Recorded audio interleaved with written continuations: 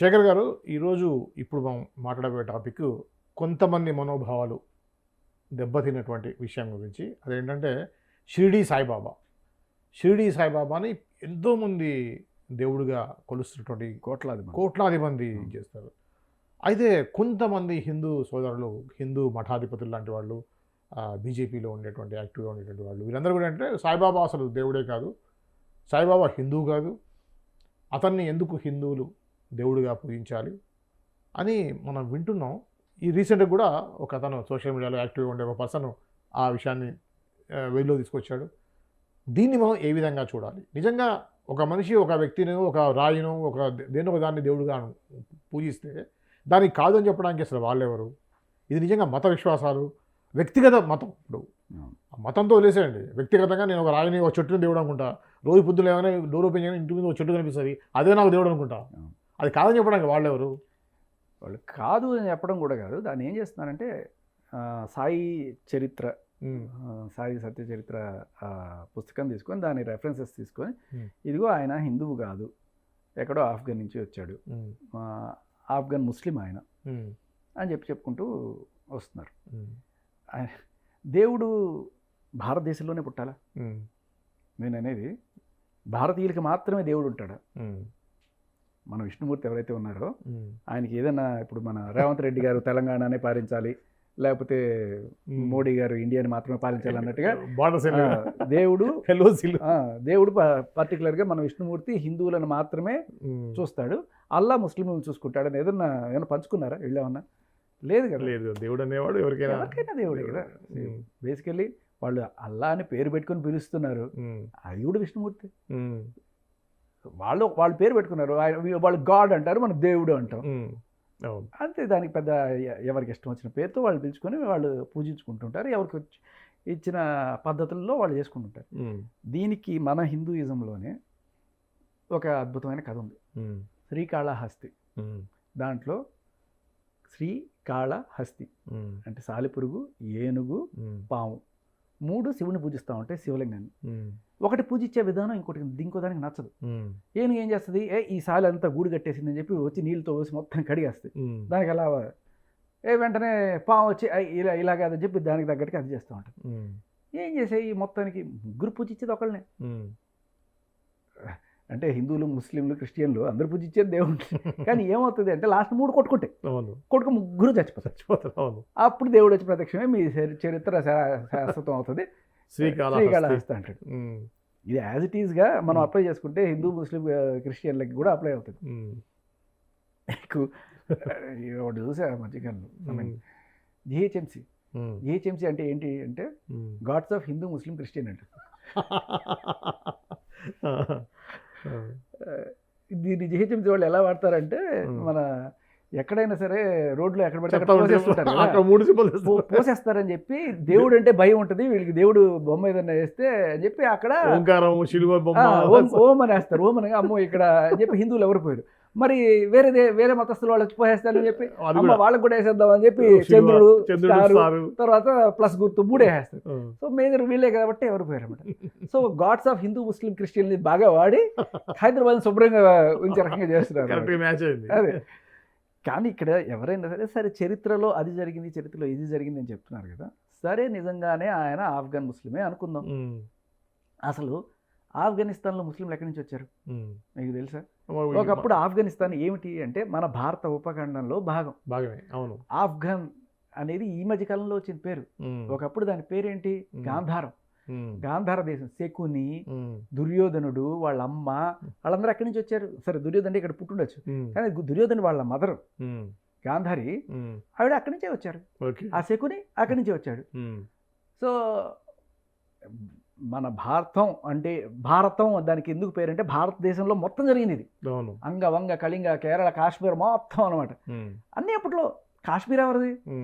అంతా మన వాళ్ళే ఉండే. ఇంకా అసలు ఆ టైంలో వేరే మతం కూడా లేదు. ఎప్పుడు ఈ మతం వచ్చింది? 600లో వచ్చింది, మహమ్మద్ ప్రవక్త తీసుకొచ్చారు.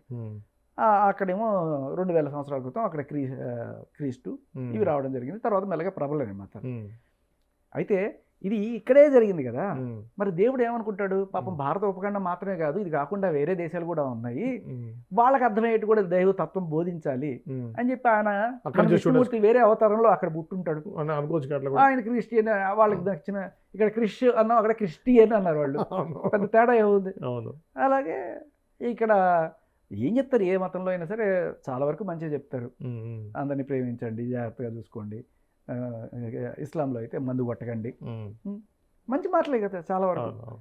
సరే ఏవో 2-3 కొంతమంది తర్వాత ఏవో వచ్చి దీన్ని ఇడి తిప్పి ఏదో కూడా మేనేజ్ చేసి చెప్తుంటారు. ఉమ్, విగ్రహారాధన చేయకూడదని ఆ మతంలో ఉందని, ఉమ్, లేకపోతే విగ్రహారాధన చేసే వాళ్ళని మనం ఇది చేయాలని. ఉమ్, తర్వాత ఇంకోటి ఏంటి, గజ్వాయే హింద్, ఉమ్, హిందుస్థాన్ని మొత్తం కూడా ఇస్లాంగా మార్చాలని. ఉమ్, ఇలా ఏవో కొన్ని ఉన్నాయి. ఉమ్. దానికి సరైన భాష్యాలు కరెక్ట్గా మనం అంటే కొంతమంది ఇంటర్ప్రిటేషన్లో రకరకాలుగా చెప్తుంటారు. ఉమ్. ఆ, సరే శేఖర్, ఇప్పుడు సందర్భం వచ్చింది కాబట్టి నీ యొక్క పర్సనల్ ఒక విషయం అడుగుతున్నాను నేను. రెడీగా ఉండు. అర్థమైంది. అర్థమైంది. శేఖర్ ఏంటి, భాష ఏంటి, శేఖర్ భాష ఏంటి అంటే నీలో కూడా ఒక ఒక ఏంటి సాయిబాబా చూడాలా ఏంటి? అసలు అది రేడియో కోసం పెట్టిన పేరు సార్. ఎందుకు భాష అంటే రజనీకాంత్ భాష అబ్సల్యూట్లీ. అవునా? ఓకే. నిజంగా ఎందుకంటే నాకు బాగా ఇన్స్పైర్ అయ్యా. ఇన్స్పైరేషన్ కాదు. ఇప్పుడు రేడియోలో ఏంటంటే ఎవరు డైరెక్ట్ వాళ్ళ పేరు పెట్టుకోరు. వాళ్ళకి ఏదో వెనకాల తోకలు తగిలించుకోవడమో లేకపోతే తగ్గించుకోవడమో అలా ఉంటాయి. ఓకే. సో ఫస్ట్లో శేఖర్ దాదా అని పెట్టుకున్నాం. ఇంకా పవర్ఫుల్గా స్టేషన్ మారిన తర్వాత అదే స్టేషన్ పేరు కంటిన్యూ చేయకూడదు నువ్వు అని చెప్పి వాళ్ళు అడిగినప్పుడు, ఇంకా ఏదైనా పవర్ఫుల్గా ఉండాలంటే పవర్ఫుల్గా శేఖర్ డాన్ అంటే బాగుండదని శేఖర్ భాష అన్నట్టుగా పెట్టాం. ఓకే. సో కాబట్టి but still I respect Islam, I respect Christianity. నాకు అన్ని మతాలు రెస్పెక్ట్. నేను వేరేగా చూడను వీళ్ళు ఎవరిని కూడా. ఎవరు అలా వేరేగా చూస్తే నేను నా అంత ఫూల్ వేరే వాడు. అసలు నీ పూర్తి పేరు ఏంటి శేఖర్? రాజశేఖర్. పూర్తి పేరు రాజశేఖర్ గుదిమళ్ళ రాజశేఖర్. చాలా మంది తెలియదు సార్ అసలు ఆర్జే భాష తెలియడం కూడా ఇష్టం లేదు సార్. హాయిగా ఇలా ఉండండి. ఎందుకంటే నేను ఒక మతం వాడిను, ఒక కులం వాడిను అనుకోని వాళ్ళు దాన్ని జస్ట్ జడ్జ్ చేయకూడదు. సో జస్ట్ రేడియో కోసం పెట్టిన పేరు. ఓకే. విషయానికి వస్తే సాయిబాబా విషయానికి వస్తే అక్కడి నుంచి వచ్చిన ముస్లిం అంటారు. అరే అక్కడ ఒకప్పుడు ఉండేదంతా హిందువులు కదా. హిందువులు అని కూడా చెప్పకూడదు, మనం కరెక్ట్గా చెప్పాలంటే. హిందూ అనే పేరు నీకు ఎవరు ఇచ్చారు? హిందూ అనే పేరు కూడా వాళ్ళు పెట్టుకున్నది. సింధు నుంచి హిందూ వచ్చిందంట. సింధు నుంచి హిందూ వచ్చిందని చెప్తారు. అంతకన్నా మనం ఎక్కడికి వెళ్తే ఇక్కడ ఆఫ్ఘనిస్తాన్ లో హిందూ కుష్ పర్వతాలు ఉంటాయి. హిందూ కుష్ పర్వతాలు. ఈ మధ్యకాలంలో దురంధర్ ఒక సినిమా వచ్చింది. అవును. దాంట్లో హీరో ఫస్ట్ ఒక ఏదో సోడా చేసే షాప్కి వెళ్తాడు. వెళ్ళినప్పుడు కోడ్ వర్డ్ ఏంటంటే హిందూ కుష్. ఓకే.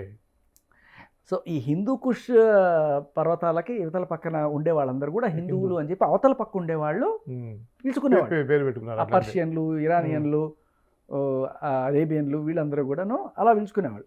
ఆ రకంగా హిందువులే. మనకి ఎవరికి కూడా మన హిందువులు అనే పేరు లేదు ఒకప్పుడు. ఇప్పుడు నేను హిందువుని, మన హిందువుని అనుకుంటున్నాం కదా. మన అందరం సనాతన ధర్మాన్ని ఫాలో అయ్యేవాళ్ళం. భారతీయులు అంత భారతం. దీంట్లో ఏంటంటే మనకి మతం అనేది కూడా అప్పట్లో మతాలు ఏమిటి అంటే శైవము, వైష్ణవం నీకు కొట్టుకునేవాళ్ళు. ఏమిటి అప్పట్లో గొడవ ఏంటి? శివుడు దేవుడు లేదా విష్ణుమూర్తి దేవుడు, ఇలా కొట్టుకునేవాళ్ళు. ఇప్పుడు అలా కొట్టుకుంటున్నప్పుడు తర్వాత ఏమైంది? వీళ్ళు వచ్చారు, ముస్లిమ్స్ వచ్చిన తర్వాత వీళ్ళిద్దరు ఒకటైపోయారు. అంటే సడన్ గా వేరే వాళ్ళు వచ్చేటప్పటికి వీళ్ళందరూ కలిసిపోయారు. మనందరం ఒకటి, వాళ్ళు వేరు. తర్వాత క్రిస్టియన్లు వచ్చినప్పుడు ముస్లింలు కూడా కలిసిపోయారు. మీరు గమనిస్తే స్వాతంత్ర పోరాటంలో హిందూ ముస్లింలు ఇద్దరు కలిసి బ్రిటిష్ వాళ్ళ మీద పోరాడారు. సో ఇప్పుడు రేపు ఒక ఏలియన్ ఎవడో రావాలి, అప్పుడు హిందూ ముస్లిం క్రిస్టియన్లు కూడా కలిసిపోయి ఏలియన్ మీద పోరాడారు. అవతల పక్క ఎవడో వస్తే తప్ప మనం యునైట్ అవ్వం. అప్పుడు ఇది ఉంటుంది కదా, హిందూ ముస్లిం ఇప్పుడు నిలువు బొట్లు అడ్డబొట్లు అని కొట్టుకునే కాస్త వీళ్ళు వచ్చి ఒక నిలువు ఒక అడ్డం పెట్టుకో, ఈయనే దేవుడు, మీకు నిలువు కావాలంటే నిలువు తీసుకోండి, అడ్డం కావాలంటే అడ్డం తీసుకోండి అని చెప్పినట్టుగా. బట్ పాయింట్ ఏంటంటే అక్కడ ఉన్న వాళ్ళు ఎవరైతే ఉన్నారో, ఇవాళ పాకిస్తాన్లో ఉన్న ముస్లింలు కావచ్చు, ఎవరైనా కావచ్చు, ఒకప్పుడు వీళ్ళందరూ కూడా ఎవరు సార్? సరే అప్పట్లో హిందువులు లేదు, హిందువులనే అనుకోవాలి మనం. ఎందుకంటే బాబర్ వచ్చాడు, చాలా మందిని మార్చాడు బలవంతంగా, చెంగీస్ ఖాన్లు, ఇలా ఎంతోమంది వచ్చి బలవంతంగా మార్పులు చేశారు. వాళ్ళని తప్పు పట్టండి, ఖచ్చితంగా తప్పు పట్టండి. కానీ సాయిబాబా ఎవరిని కూడా బలవంతంగా మార్చలేదు కదా. ఆయన సబ్కా మాలిక్ ఏకే అన్నాడు ఆయన, అంతే. సబ్కా మాలిక్ ఏకే అన్నాడు. అవును. సో ఆయన ఒకవేళ ఇస్లాంని బోధించినా లేకపోతే ఇంక ఏది బోధించినా కూడా ప్రేమగానే చెప్పాడు తప్ప ఆయన ఏమి నిన్ను ఎత్తున కన్ను పెడతాను మర్యాదగా చేస్తావా లేదా అని చెప్పి ఏ రోజు బలవంతంగా ఏమీ చేయలేదు. చరిత్రలో ఎక్కడ లేదు అట్లా. ఆయన మహిమలు నచ్చి ఆయన చేసిన పనులు నచ్చి ఆయన దేవుడిగా కొలుస్తున్నారు జనాలు. బోధనలు నచ్చి మాట్లాడే పద్ధతి నచ్చి ఎంతమంది మనం మామూలుగా బాబాలు లేరు ఇప్పుడు. ఇప్పుడు సత్యసాయి బాబాని ఎంతమంది దేవుడుగా అనట్లేదు, మనిషిగా మనం చూసాము, నేను టచ్ చేశాను, ఆయన దేవుడు కదా, దేవుడిలాగా చూస్తున్నారు. సచిన్ టెండూల్కర్ ఈ రోజుకి బర్త్డే ఎందుకు చేసుకోవట్లేదు తెలుసా మీకు? సత్యసాయి బాబా లేడు కాబట్టి. 24 ఏప్రిల్ సచిన్ టెండూల్కర్ బర్త్డే ఇప్పుడు వస్తుంది. అదే రోజు సత్యసాయి బాబా చనిపోయారు. ఆయన డివోటీ కాబట్టి చేసుకో, అంత డివోటీ ఆయన. ఇప్పుడు మనందరం క్రికెట్కి గాడ్ అనుకుంటాం సచిన్ టెండూల్కర్కి ఆయన గాడ్, మన గాడ్కి ఆయన గాడ్. అవును. అంత అంటే ఆయన చనిపోయిన తర్వాత ఆయన బర్త్డేనే చేసుకొని చెప్పి వదిలేశాడు అప్పటి నుంచి. ఈ మధ్యకాలంలో ఎవరో వాళ్ళు వీళ్ళు ఫోర్స్ చేస్తే ఏదో చేస్తున్నాడు లైట్గా, కానీ బట్ ఆ రోజు ఆయన స్టాండ్ అది. ఓకే. ఎవరైనా సరే ఒక 100 మంది కావచ్చు, 500 మంది కావచ్చు, ఒకళ్ళు మా దేవుడు అని బలంగా నమ్ముతున్నారు. ఇప్పుడు వీళ్ళకి వచ్చే ప్రాబ్లం కూడా నేను చెప్తాను. ఎవరైతే సాయిబాబా దేవుడు కాదు అని చెప్పి జనాల్లోకి ప్రచారం చేద్దాం అనుకునే వాళ్ళందరూ కూడా జాగ్రత్తగా గమనించాల్సింది ఏంటంటే, సాయిబాబా దేవుడా కాదా అనేది పక్కన పెడితే, లేకపోతే హిందువుగా లేకపోతే ముస్లిం పక్కన పెడితే, he is a great belief, ఒక నమ్మకం. సాయిబాబా అంటే ఆయన మొక్కుకుంటే నాకు ఏదో జరుగుతుంది, మంచి జరుగుతుంది అని నమ్మే కోట్లాది మంది జనం ఉన్నారు. అందులో ఎక్కువగా హిందువులే ఉన్నారు. అవును. ఇప్పుడు హిందువులందరూ కూడా నువ్వు ఎప్పుడైతే ఇది చెప్తావో డివైడ్ అవ్వడం కూడా కదా, నువ్వు మా వాడు కాదు అన్నట్టు వాళ్ళని పక్క తోసేస్తున్నట్టు మీరు. అంతే కదా. మీరు ఉన్న ఈ హిందువుల్లో కొంతమందిని మీరు మా వాళ్ళు కాదు పొండి అని చెప్పి తోసేస్తున్నట్టు. That is wrong. ఇప్పుడు వీళ్ళు రేపు ఎవరో వచ్చి సాయిబాబా మతం ఒకటి పెట్టాడు అనుకోండి, సరే సాయిబాబా ముస్లిం కాదని వాళ్ళు అంటారు, హిందూ కాదని నువ్వు అంటావు, ఎందుకు వచ్చిన సాయిబాబా మతం ఇది వచ్చి చేరండి అని అనుకో, ఈ కోట్లాది మంది పోయి చేరారనుకో, హిందువుల్లో సో ఎందుకు నేను అడుగుతానంటే, ఒకళ్ళ రెస్పెక్ట్, ఒక సెంటిమెంట్ని మనం హర్ట్ చేయొద్దు. ఆయన ఎవరిని ఏమి కించపరచలా, ఆయన తోచినంత వరకు హెల్పే చేశాడు.